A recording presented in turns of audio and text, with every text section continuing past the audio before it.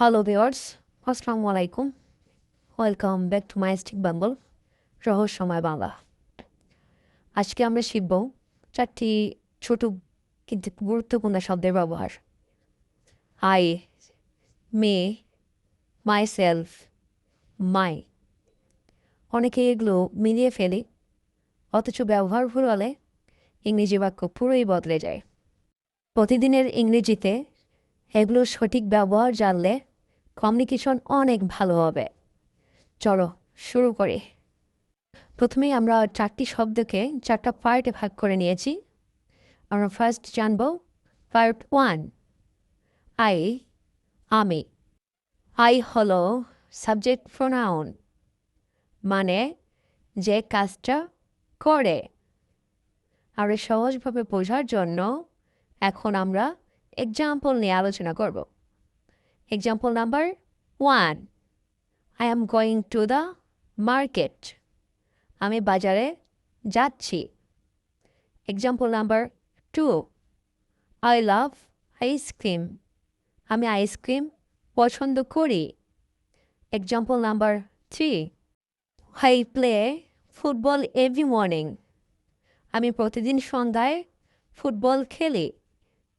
Example number 4, I want to learn English. আমি ইংরেজি শিখতে চাই। Example number 5, I called him yesterday. আমি তাকে গতকাল কল করেছিলাম। এভাবেই আমরা সাবজেক্ট আইয়ের ব্যবহার করব। আর একটা জিনিস মনে রাখতে হবে, যখন তুমি কোনো কাজ করছো তখনই আইয়ের ব্যবহার করতে হবে। এখন আমরা জানব নেক্সট পার্ট 2, মি। মি-এর ব্যবহার। মি মানে আমাকে। মি হলো অবজেক্ট প্রোনাউন, মানে কাজটা যার উপর হচ্ছে। আরও সহজভাবে বোঝার জন্য এখন আমরা এক্সাম্পল নিয়ে আলোচনা করব। Example number 1, he called me. সে আমাকে ফোন করেছিল। Example number 2, give me the book. আমাকে বইটা দাও। Example number 3, can you help me. তুমি কি আমাকে সাহায্য করতে পারো? Example number 4, she invited me to the party. সে আমাকে পার্টিতে দাওয়াত দিয়েছে। Example number 5, tell me the truth. আমাকে সত্যিটা বলো। আর এভাবেই আমরা অবজেক্ট প্রোনাউন মি এর ব্যবহার করব। আর মনে রাখতে হবে, কখনো মিকে সাবজেক্ট বানাবো না। অ্যাকচুয়ালি মি সাবজেক্ট না, মি হলো অবজেক্ট প্রোনাউন। এখন আমরা জানব নেক্সট ওয়ার্ড 3, মাইসেলফ, মানে নিজেকে নিজে।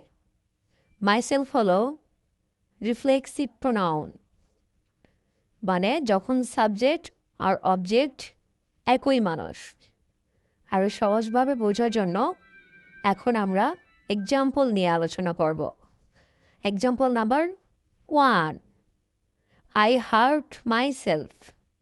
আমি নিজেকে আঘাত করলাম।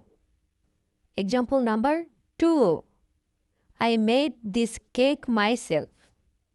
আমি নিজে এই কেকটা বানিয়েছি। Example number 3, I introduced myself to the new teacher. আমি নিজেকে নতুন শিক্ষকের সাথে পরিচয় করিয়েছি। Example number 4, I did it all by myself.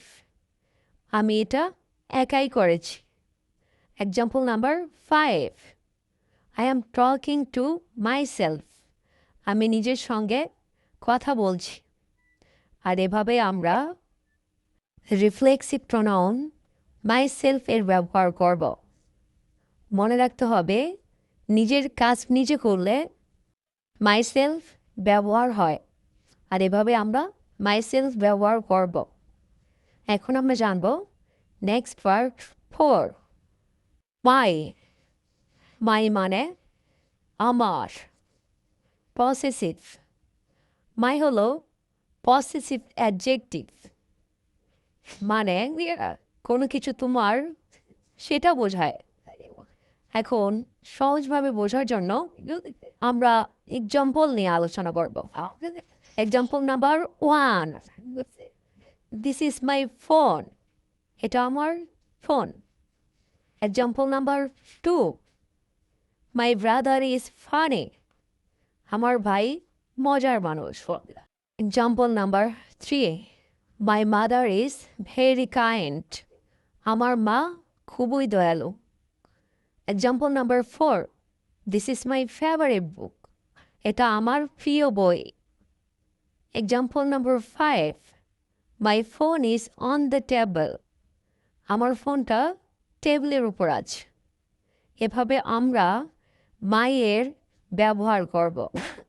মনে রাখতে হবে মায়ের পরে নাউন থাকে। এখন আমরা কুইক রিক্যাপ অ্যান্ড প্র্যাকটিস নিয়ে আলোচনা করব।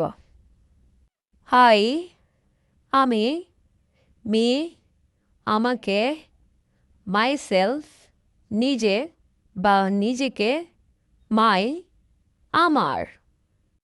তোমরা এখন এই 5টি সেন্টেন্স ইংলিশ থেকে বাংলায় ট্রান্সলেশন করবে এবং আমাকে কমেন্ট করবে।